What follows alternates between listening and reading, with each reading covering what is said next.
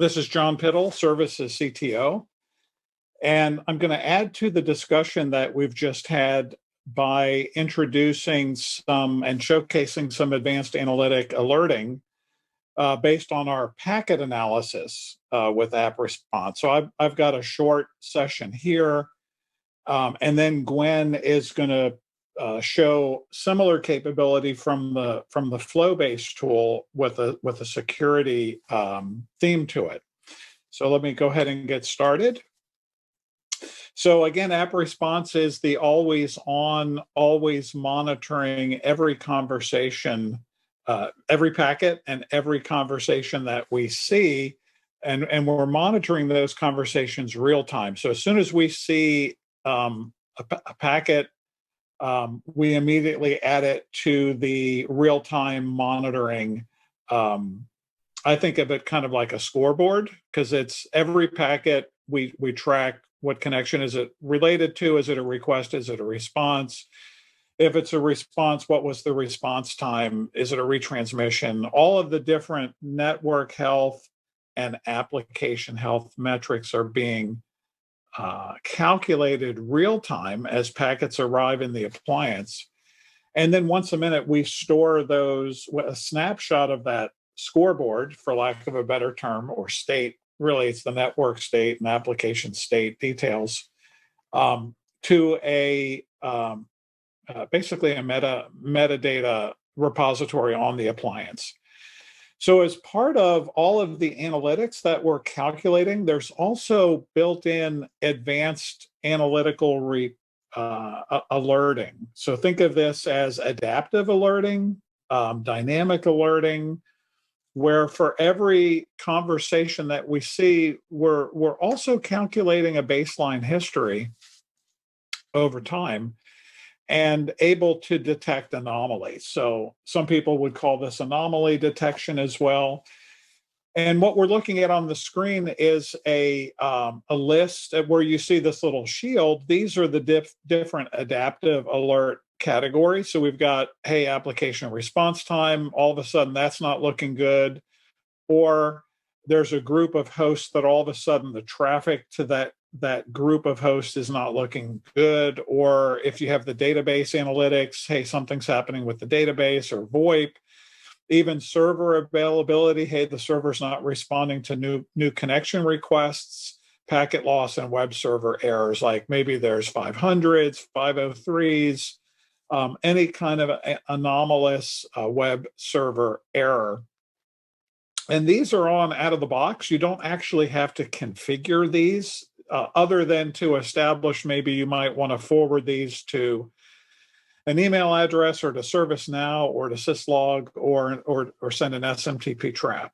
That's really the only configuration that you need to do.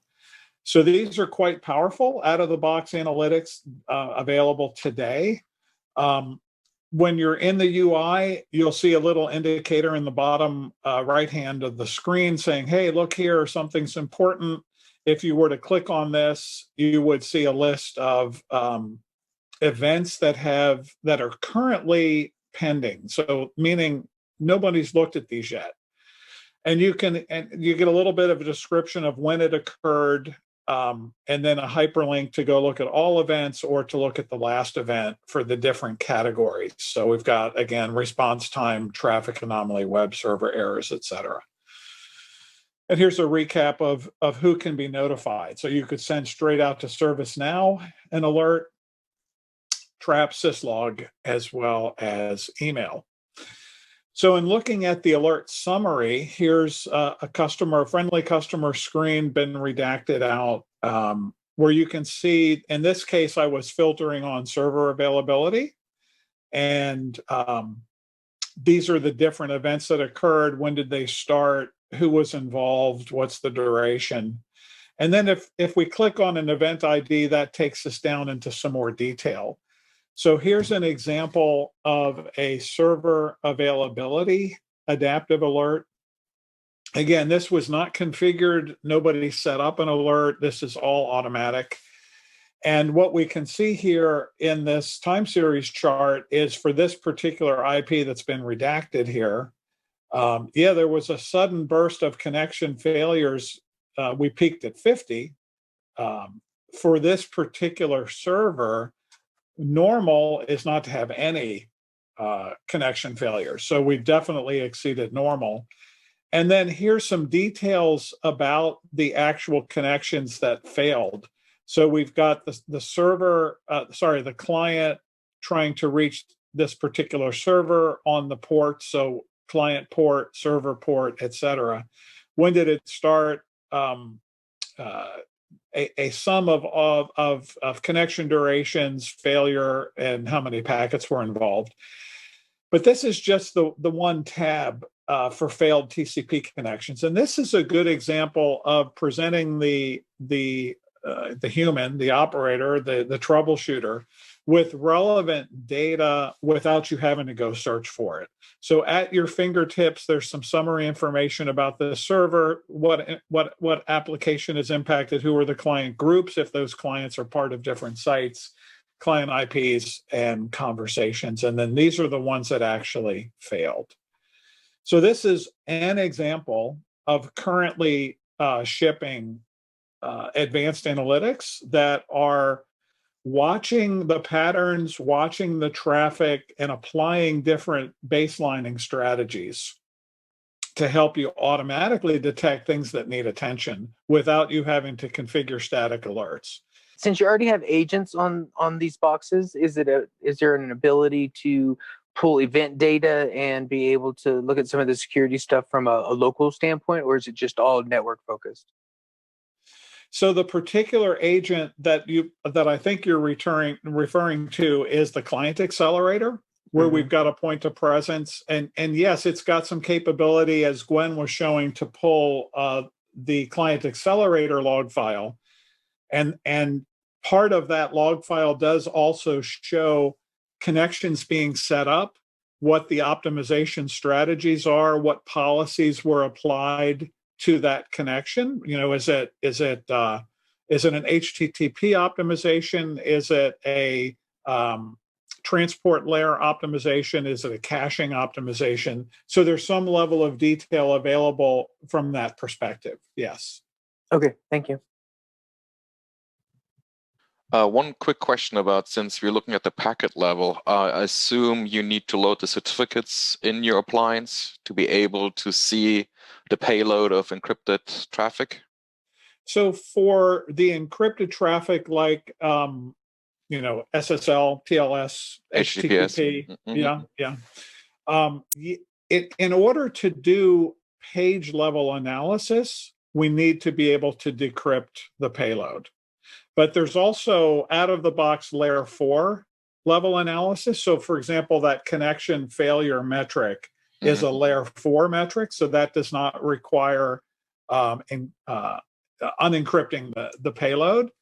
And there's also a notion of automatically identifying encrypted applications based on a signature that we can utilize, like the server, the SNI information in the client hello message, so that we can tell that, hey, this particular connection is going to Office 365 or to Facebook or to Twitter or to YouTube, or even sub applications like Facebook Wall or Facebook Messenger, so that we can classify the traffic with an appropriate application ID, and then rely on the layer 4 metrics like response time, connections failures, retransmissions, et cetera.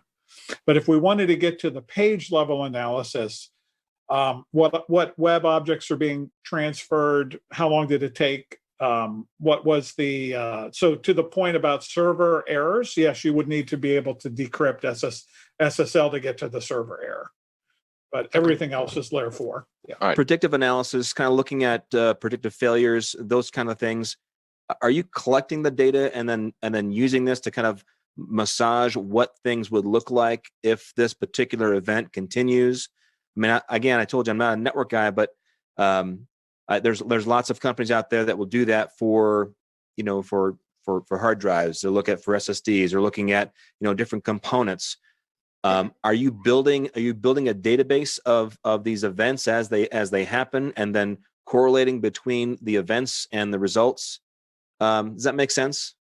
Well, Yeah, I'll take a crack at that, and then I think Vince has a couple of slides about some analytics that do trend outwards from like a capacity and response time perspective. So what you're referring to is more like hardware component failure. Yeah, hardware, but I'm looking at this from a very logical layer, right? I know as an old Unix guy, if I did something more than 2 times in a row, I wrote a script to automate it. And then once I automated that process or event or whatever it was, then I would also look at things around the environment that would affect this particular event that I had to automate. So I guess that's what I'm looking for is what's the logic that you're using for the repeatability of identification of these events, these failures, these potentials?